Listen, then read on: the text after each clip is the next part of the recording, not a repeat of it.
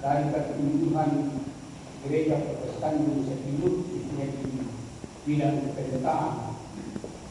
Harapan saya ialah bahan tertulis ini jangan diputuskan kaca, karena ini awal. Paling tidak sampai di rumah di plan baru ditempel di dinding sehingga bisa dibaca sampai paling kurang satu periode. Nah, karena semakin lama kita baca tulisan ini, semakin akan memberi pengembangan pikiran. 1-2 kali dibaca mungkin biasa-biasa, tapi kalau sudah 3 kali dibaca, Anda akan lebih banyak memperoleh inspirasi dari tugas dan tanggung jawab yang kita emban bersama-sama. Sambutan dan arahan dalam rangka pertemuan dengan tim kependetaan atau seksi kependetaan jemaat dengan para pekerja Majelis Sinode Gereja Protestan Indonesia Timur Rabu tanggal 4 Maret 2026. Bagian pertama sambutan. Tim kependetaan yang saya hormati dan saya banggakan dari tiap-tiap jemaat. Rekan-rekan para pekerja Majelis Sinode Gereja Protestan Indonesia Timur yang saya hormati. Pertama-tama saya menyampaikan selamat pagi, selamat bertemu, dan salam sejahtera untuk kita semua. Pada kesempatan ini pula saya mengajak kita memanjatkan puji syukur kepada Tuhan Allah Tritunggal atas perkenanannya sehingga kita dapat hadir dalam pertemuan ini dan mengizinkan kita untuk menyatukan pandangan dan perenungan kita tentang pelayanan gereja melalui kependetaan Gereja Protestan Indonesia Timur. Saya garis bawahi dan Anda bisa garis bawahi kata perenungan dan kata pandangan. Jadi menyatukan pandangan dan menyatukan perenungan ini kata penting untuk saya, kata kunci dari alinea ini. Pertemuan ini adalah merupakan hasil perkumpulan GPT pada sidang Majelis Sinode tahunan di Jemaat Maranatha Kalabak pada bulan November 2025. Jadi ini bukan idenya BPS, ini memang perkumpulan GPT karena dimulai melalui sidang. Sidang tahunan tersebut berkomitmen untuk penambahan pendeta sebagai salah satu kebutuhan pelayanan di Gereja Protestan Indonesia Timur. Untuk memaksimalkan amanah Tuhan terhadap gerejanya tentang kehadiran para imam dalam penuh pendeta, maka perlu dibentuk seksi kependetaan di semua jemaat untuk membantu majelis jemaat khusus di bidang kependetaan. Secara pribadi, saya menyebut Bapak Ibu sebagai motivator dan inisiator terhadap kebutuhan pelayanan pendeta dan kebutuhan finansial para pendeta sesuai firman Tuhan dan berdasarkan perkembangan yang terjadi setiap tahunnya. Karena itu, kerjasama atau kolaborasi antara majelis jemaat dengan seksi kependetaan sangat menentukan keberhasilan Gereja Protestan Indonesia Timur dalam bidang kependetaan. Saya mohon digarisbawahi kerjasama atau kolaborasi antara majelis dan tim, ya, karena ini sangat penting. Kita ini makin kerjasama, dia ada dua kemungkinan, kata walau atau mandek, ya. Jadi ya mungkin makin ke mandek lah, jadi kata walau itu tidak bisa membuat jemaat tidak berjalan harmonis. Nah, karena ini sekali lagi kerjasama ini sangat penting. bukan dalam proses. Para pekerja Majelis Sinode Gereja Protestan Indonesia Timur mengucapkan banyak terima kasih atas kehadiran Bapak Ibu, atas semua pengorbanannya. Kami doakan menjadi persembahan yang diperkenankan Tuhan dan menjadi berkat bagi Bapak Ibu serta jemaat masing-masing. Sambutan selesai. Saya masuk arahan. Arahan ini saya buat dalam beberapa hal. Yang pertama ialah menggumuli kependetaan itu dibutuhkan komitmen iman berdasarkan firman Allah dalam Alkitab. Tak disaling tahu akan kue tak mulai saling tahu akan pendeta kaya pegawai, kaya guru. Jemaat bukan lapangan kerja. Itu juga perlu dipahami pendeta. Ya. Pendeta nanti akan saya sampaikan juga di sambutan di pertemuan pendeta pada tanggal 18 yang akan datang.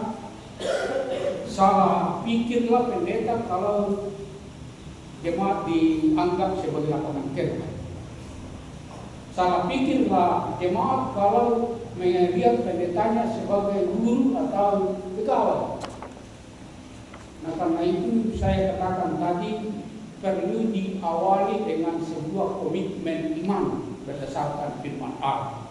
Ada beberapa firman Allah yang saya kutip di sini, masih banyak, tapi saya hanya kutip ya beberapa saja.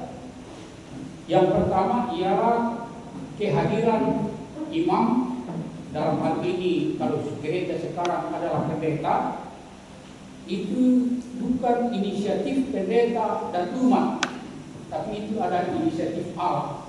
Ya, bisa dibaca dalam Keluaran 28 ayat 31. Jadi Allah sendiri yang menunjuk, Allah sendiri yang melihat kepentingannya imam hadir dalam persetujuan umat. Ini perlu diimani.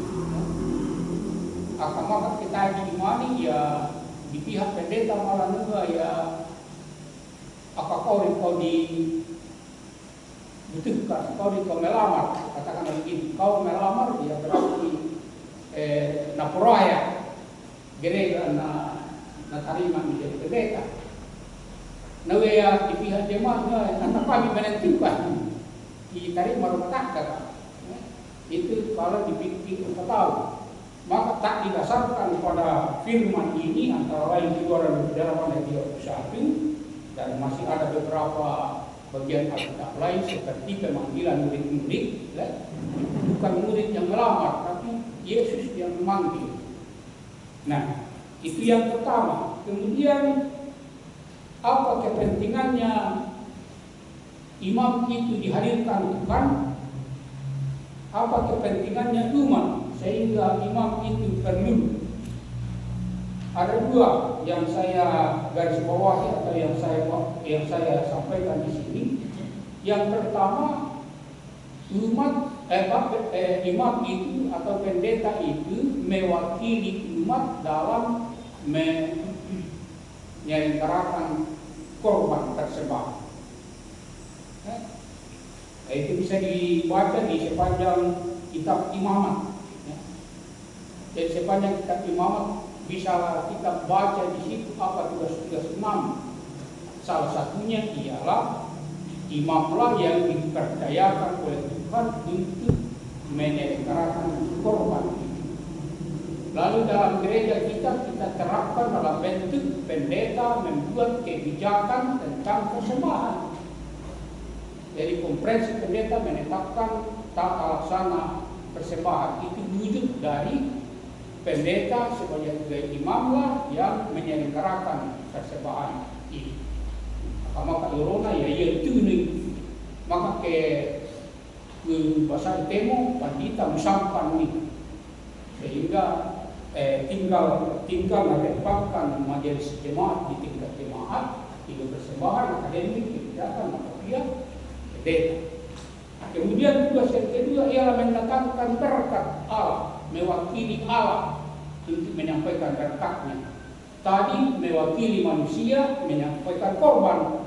Sekarang yang kedua mewakili Tuhan memberikan atau menyampaikan berkat. Itu bisa kita baca antara lain di Bilangan 6 ayat 22 sampai 27.